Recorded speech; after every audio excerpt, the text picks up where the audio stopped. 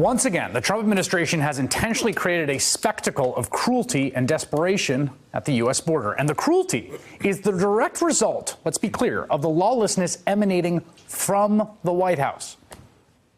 Just as child separation was an intentional strategy to create misery, even as the administration lied about it, the Trump White House is now using the migrants from Central America, many of them mothers and children, to create a new spectacle of cruelty, tear gassing people on Sunday as they tried to get through the border. The pattern is depressingly simple. President Trump, a voracious cable news watcher, does not like to see groups of immigrants from Central America trying to come into the country. So his administration finds a way to punish those immigrants, and to do so visibly, dramatically, to demonstrate to his base that he, Donald Trump, is on their side against Hispanic toddlers. That's why he deployed troops to the U.S. border, stringing up concertina wire instead of preparing for Thanksgiving with their families. That's why this administration separated immigrant families, taking children as young as 1 year old away from their parents with no real plan for reuniting those families until a court forced them to. And that is why the United States government yesterday used tear gas against civilians, a weapon so awful that it is banned in the use of warfare. All as the United States has, let's be clear, experienced a net outflow of undocumented immigrants back into Mexico. The people on our border who are asking for asylum are quite literally fleeing for their lives. The only reason they are in this position, being tear gassed and treated like criminals, is because this president has already worked steadily to dismantle what had been an established, orderly, lawful immigration system, including legal ways of asking for asylum. Instead of these people presenting themselves and applying for asylum at a port of entry, as the U.S. law requires, they are instead being intentionally and illegally kept out. In other words, there is lawlessness on the border, but it is the lawlessness of Donald Trump ordering his administration to break the law. All to create images like this one, a mother and her children wearing flip-flops and diapers, fleeing the destructive force turned against them by the United States of America. For more on what unfolded this weekend, Texas Democratic Congressman Joaquin Castro. Congressman, your reaction to watching that scene unfold in San Ysidro. Well, like a lot of Americans, I was horrified to see women and children, these are babies in diapers, barefoot, being gassed. And I think Americans were horrified at the idea of agents of the United States government making a decision to use tear gas on kids that are 2 or 3 years old. And as you mentioned, this was a self-created, chaotic situation by the president. He has used migrants from day one, even before he became president, during the campaign, as the #1 political boogeyman for him. He has weaponized resentment and fear of migrants basically to his political benefit. And that's why you see him do a lot of things that he does with respect to migration and immigration. Here's Lindsey Graham. Lindsey Graham, a co-sponsor of the Gang of Eight bill that made its way through the Senate, comprehensive immigration reform, a man who said that if the party nominated Donald Trump, they'll get annihilated and they'll deserve it. Today, I have worked with many Democrats who have compassion for illegal immigrants already in the United States. In order to solve this problem, now is time for Democrats to be clear. They, too, oppose the lawless behavior from illegal immigrants at the border, basically saying the Democrats need to get tough. They need to adopt Donald Trump's stances. Maybe you got to build the wall, and then we'll come to the table. What do you think of that? Well, first, most Americans and most Texans disagree with building a 2,000-mile wall between the United States and Mexico. And they've disagreed with the president from the beginning. Also, as you mentioned earlier, the migration from Mexico and other parts of Central America is lower than it's been in decades. There's a net migration back to Mexico, for example, especially when you compare the numbers to, say, 2001 or 2002. And so this really is now very much a political issue that the president has used and created in his favor. And, you know, it just speaks, Lindsey Graham's quote speaks to how far we've come from just a few years ago when the United States Senate, in a bipartisan way, I think with 68 votes, passed a comprehensive immigration reform bill, but John Boehner refused to put it on the floor for a vote because he was scared of losing his speakership, and then the next year he quit his speakership. You know, part of this also, I think, is this question of scale. I mean, when people look at the images and the way that the caravan has been covered as this massive invasion, how do you talk to people about the scale of what we're seeing and give some perspective to that? It can be tough, actually. I remember about a week and a half before the election, I was actually getting a haircut, and the woman that was cutting my hair, who's a Democrat, said that she thought that the points that the president were making were actually getting through to people.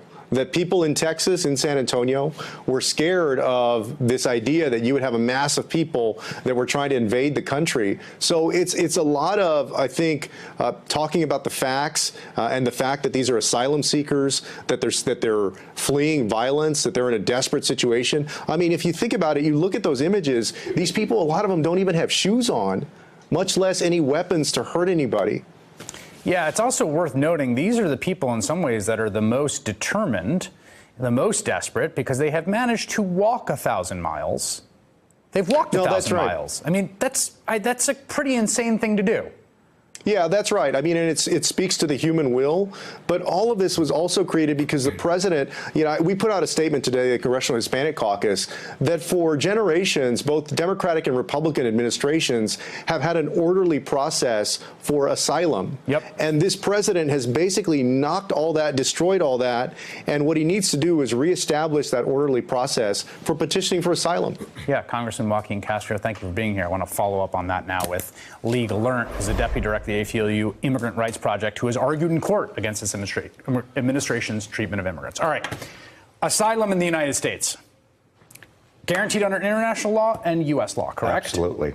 And what does it mean to present yourself for asylum in the United States under U.S. law? It means you submit an application, notwithstanding the narrative that's coming out from the administration. It is not an easy standard. Not everyone gets it, but there has to be a process. We cannot eliminate a process that will save people's lives. We learned that after World War II. We wrote it into domestic law. It's in international law. And all the administration's doing now is trying to eliminate it rather than just sending more officers to the ports to process the applications, which would be easy. There are just not that many people. They're finding every way possible, as you said, to create this chaos and try to create images. So let's create a counterfactual, like imagine an administration that didn't want that image. Right. You could put border officers in San Ysidro as the port of entry, which is a legitimate port of entry, right? Exactly. So it's like lawful to go there and just process the people coming through, right? For sure. I mean, that's what U.S. law says we should do. For sure. But we're not doing that. And some people will get asylum and some people won't. We're not arguing that everyone has a right to come here, but they should have a process. There is no question we have the resources to have an orderly process. It's exactly what you said. But just to be clear, the reason that the images you're seeing on your television screen right now exist is because the administration took a bunch of steps, including one that's struck down by a district court, to say, no, you can't, basically like blanket, no, you can't do that. Exactly. And one of the things they're trying to do is say, look, we're being overrun. There's a crisis. There's never seen these numbers. I argued that case in court in San Francisco last week, and I read the numbers to the judge and showed that how between 2000 and 2008, there were double or triple the number of people entering.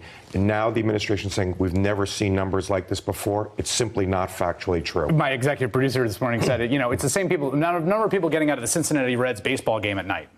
Like, does that mean the streets of downtown Cincinnati are crowded at that hour? Yes. Is that a national issue that 350 million Americans have to be concerned with?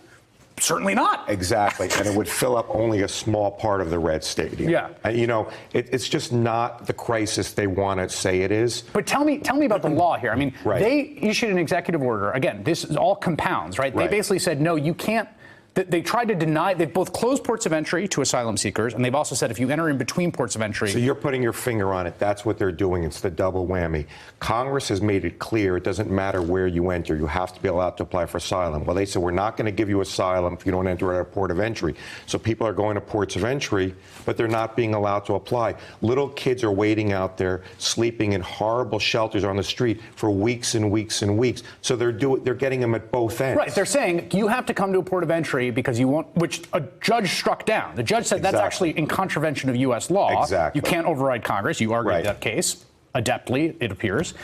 And then they show up at a port of entry, and you get the scene like this because they're basically saying, no, can't come in. No room at the end. Exactly. And now they're talking about something even worse, stranding them in Mexico and saying for months or years, you'll have to wait in Mexico while you try and get a proceeding in the U.S. I mean, it's just horrible. And then we have the gassing of these children. I mean, that can't happen in the United States. And you're absolutely right to couple it with the family separation. There's just no empathy or proportion going on. We're having little kids first being separated. Now there's been using tear gas on little kids.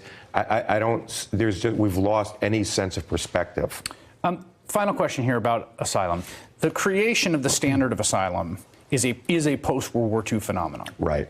And it is a result, as I understand it, of things like the famous ship that came to the U.S. full of the St. Louis, absolutely. St. Louis, full of Jewish refugees attempting to flee Nazi Germany that got turned back, and those people were murdered.